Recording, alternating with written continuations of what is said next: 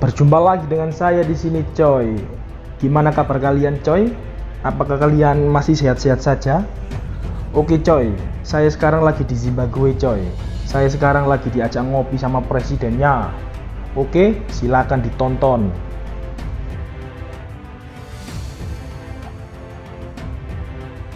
Melanjutkan kisah dari seri sebelumnya, setelah mendapat nasihat dari Shirohige membuat Es sadar akan kekuatannya. Sejak saat itu, Es akan berusaha untuk menjadi lebih kuat lagi. Di lautan yang luas ini, semua hal bisa terjadi. Reputasi Es bersama bajak laut Shirohige sangat amat baik.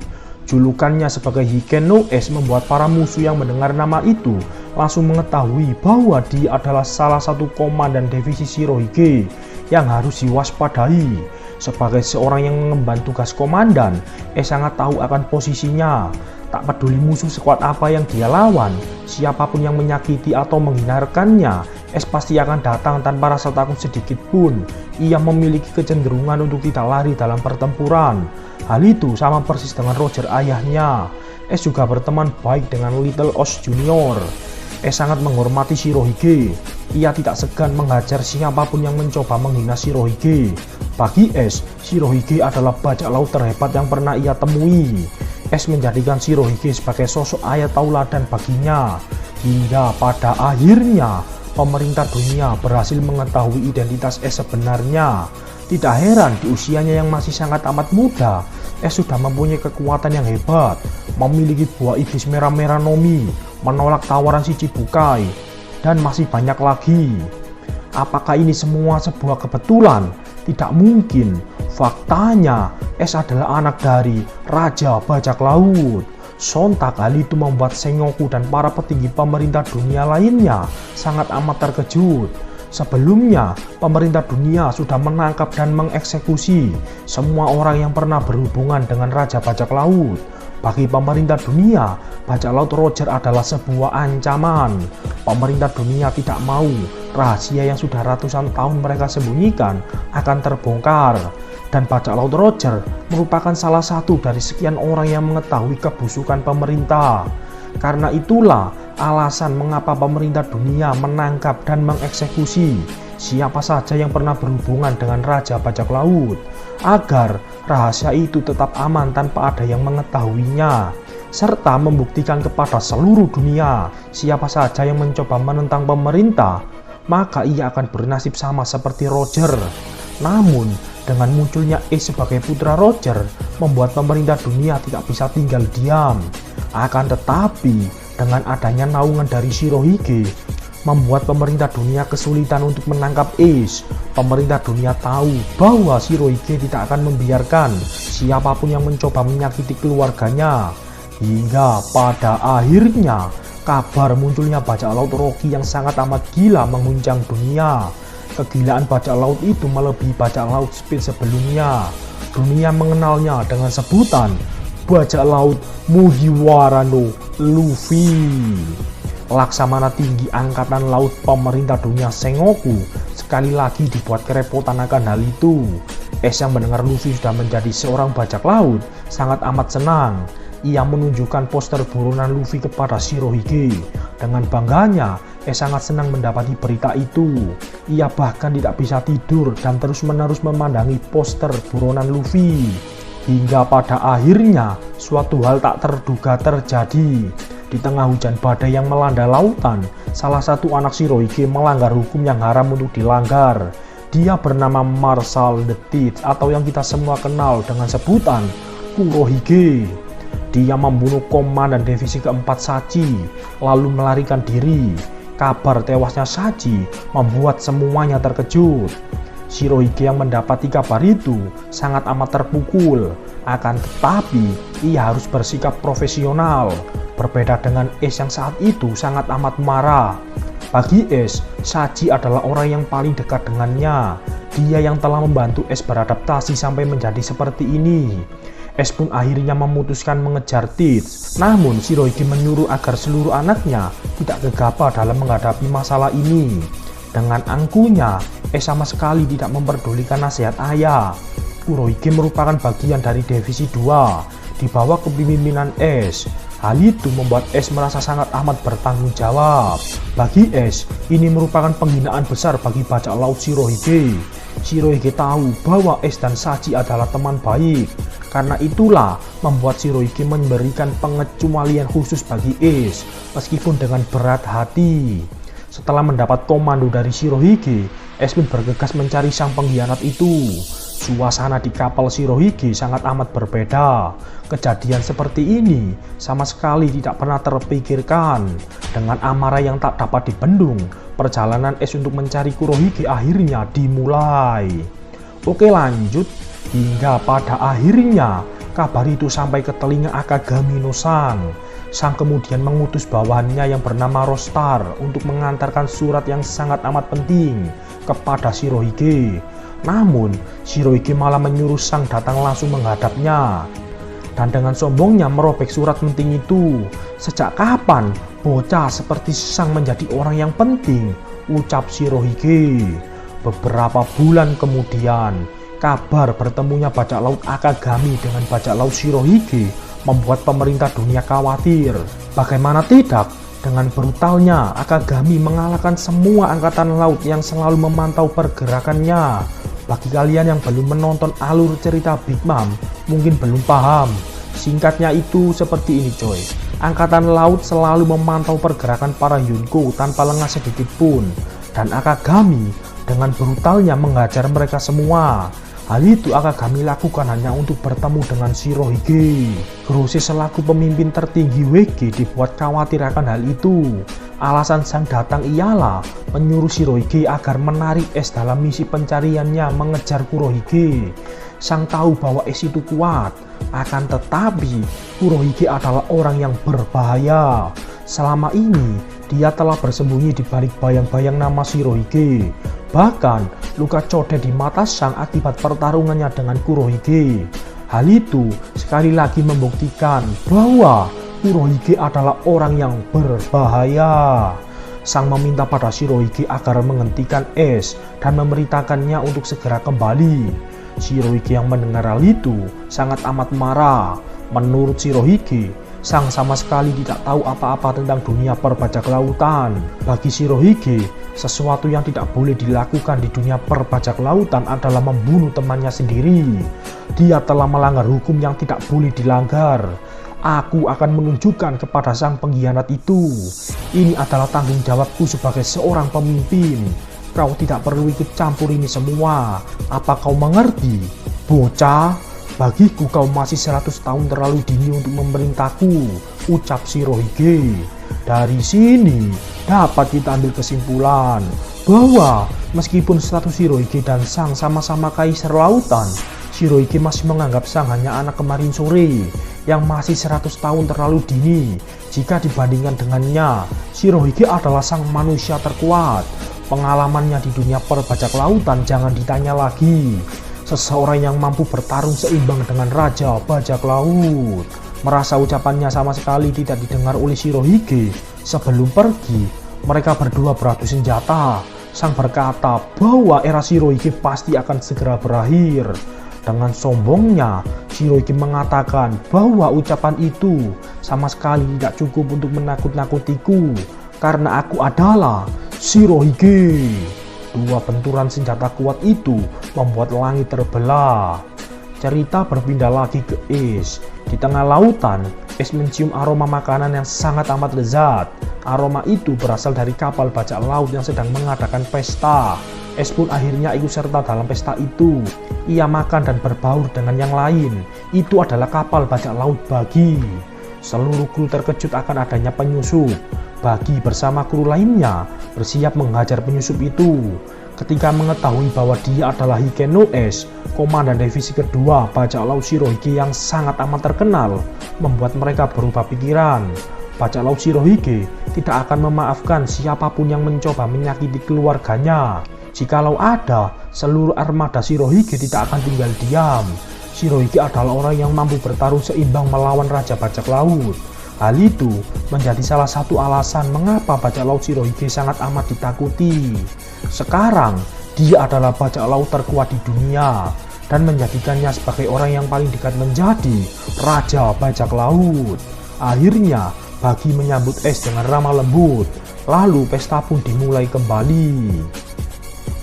Singkat cerita, perjalanan Ace mencari Kurohige terus berlanjut. Banyak pulau yang Ace kunjungi, salah satunya ialah Pulau Salju dan masih banyak lagi. Ace kemudian sampai di negeri Arabasta. Di sana ia bertemu dengan Luffy. Itu merupakan pertemuan pertama kali bagi mereka berdua. Setelah sukses menjadi bajak laut yang terkenal, mereka berdua saling bercerita satu sama lain.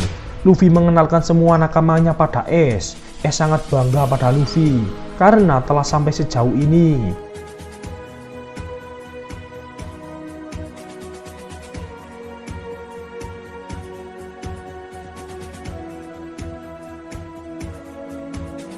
Bocah cengeng yang suka menangis kini sudah berhasil berlayar untuk menggapai mimpinya.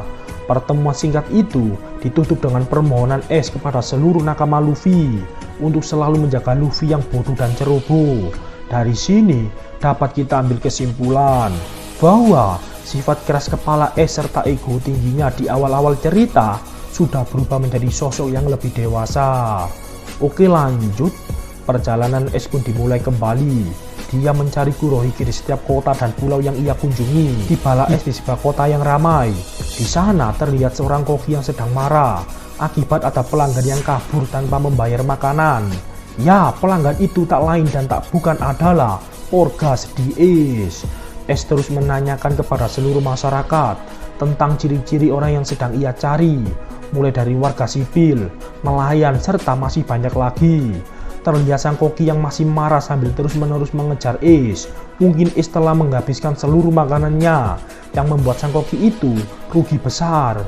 Di tengah keributan itu, tiba-tiba muncul dokter yang memiliki paras seperti Kurohige.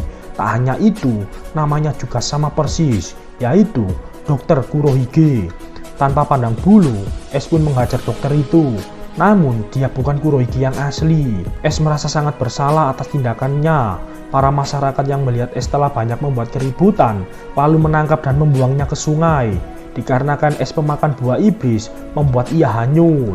Kemudian, Ace diselamatkan oleh seorang gadis desa. Gadis desa itu merupakan seorang penggembala sapi, yang dengan sapi-sapinya itu, ia menghasilkan susu-susu yang segar. Ace akhirnya terbangun dari pingsannya. Gadis desa itu bernama Mauda, ini bebenguknya. Melihat Ace terbangun, Mauda pun memberikan susu segar pada Ace. Sebagai bentuk rasa terima kasihnya, Mauda meminta bantuan Ace untuk menyerahkan surat yang telah ia buat ke markas Angkatan Laut cabang gitu. Sebagai bentuk rasa terima kasihnya, Ace pun dengan senang hati membantu Mauda. Ace akhirnya sampai di markas Angkatan Laut gitu. Ace mulai menyusup lalu menghajar salah satu marin untuk mengambil bajunya. Di dalam markas gitu, Ace langsung menuju dapur di mana para marin berkumpul dan makan bersama. Ace dengan ragusnya mengambil makanan dengan porsi yang tidak wajar. Sontak hal itu membuat para marin lainnya terkejut. Ibu koki sangat senang melihat makanan yang ia buat dimakan habis oleh Ace. Di tengah nikmatnya menyantap makanan, terdengar salah satu marin yang menghina Shirohige. Menurutnya, Shirohige hanyalah penjahat yang suka memperkosa dan membunuh warga sipil. Ace langsung menghajarnya tanpa ampun. Suasana yang tadinya nyaman dan tentram kini menjadi kacau. Di tengah kekacauan itu, Ace lalu menyusup dan menghajar salah satu komandan. Kemudian mengambil bajunya. Karena sekarang Ace memakai baju komandan, ia pun dipanggil untuk mengikuti rapat. Rapat itu membahas tentang persiapan menyambut kapal agen rahasia intelijen marin yang akan segera datang membawa berkas penting. Namun, suasananya berubah tak kalah kopi yang mereka minum sangat amat pahit. Tak lama kemudian terlihat kapal agen rahasia intelijen datang. Namun semuanya dibuat terkejut ketika kapal agen rahasia yang membawa dokumen-dokumen penting itu terbakar hebat. Terlihat juga Ace yang masih meminum kopi buatan Ibu Yuli yang sangat amat pahit. Komandan Kombil sangat panik melihat kapal yang berisi data-data penting itu terbakar hebat di lap si jago merah. Di tengah kepanikan itu, tiba-tiba muncul seorang pemuda marin yang dengan beraninya loncat ke dalam amukan si jago merah. Semuanya dibuat terkejut atas kejadian itu. Tak lama kemudian, pemuda itu muncul sambil membawa koper berisi data-data penting serta menyelamatkan agen rahasia. Semua marin dibuat terheran-heran melihat sang pemuda masih baik-baik saja meskipun tubuhnya diselimuti oleh api. Hingga pada akhirnya mereka semua sadar bahwa yang di hadapan mereka saat ini adalah Hikenu Es yang sangat terkenal. Seluruh angkatan laut menembaki Es, lalu Es kabur meninggalkan mereka semua. Sesaat akan pergi meninggalkan markas G2, Es teringat surat yang diberikan Mauda sebelumnya. Ia pun kembali dan menyerahkan surat itu kepada Komandan Komil. Lalu Es pun kemudian pergi. Surat itu berisi informasi koordinat di mana angkatan laut bisa mendapatkan susu segar agar kopinya tidak pahit lagi kayak hubunganmu. Anjay, sesat ini coy. Yang buat skrip ini saya sendiri, berarti saya yang sesat ini. Oke, lanjut. Esoknya kapal makanan marin kemudian menuju tempat koordinat sesuai titik peta. Sesampainya di sana, angkatan laut langsung membeli semua susu segar itu. Dan alangkah terkejutnya, ternyata Ibu Yuli dan suaminya merupakan orang tua dari Mauda yang sudah lama berpisah. Mereka akhirnya bisa bertemu kembali. Selepas kejadian itu, kini rasa kopi di markas marin cabang G2 sudah tidak pahit lagi. Dan kabar tidak pahitnya kopi di markas G2 masuk ke dalam media harian, tepatnya pada koran yang dibaca Krokus di anime episode 381. Berkat kejadian itu, Es pun akhirnya mendapatkan informasi dari dokumen rahasia penting marin sebelumnya, yakni posisi akurat tentang keberadaan Kurohige yang sekarang sedang menuju negeri Banaru bertempat di Greenland. Tak mau melewatkan momen penting itu, dengan amarah yang meluap-luap, Es akhirnya datang.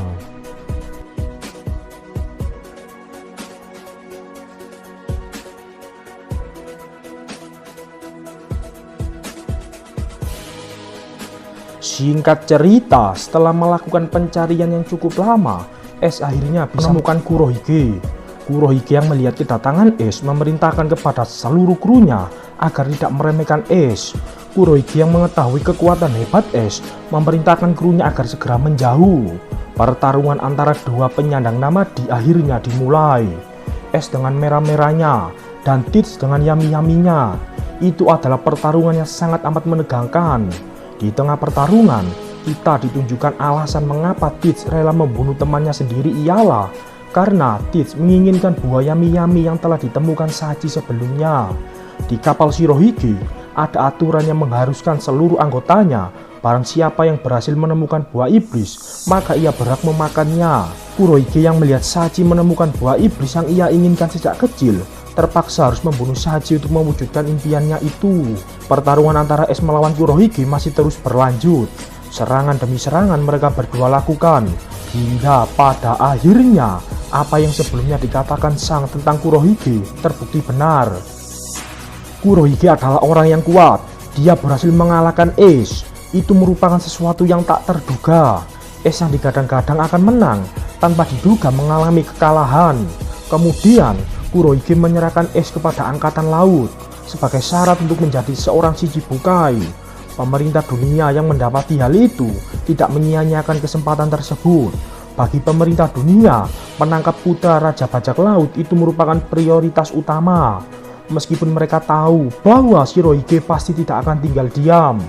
Kabar ditangkapnya Es oleh angkatan laut dan akan segera dieksekusi sontak membuat seluruh dunia terkejut.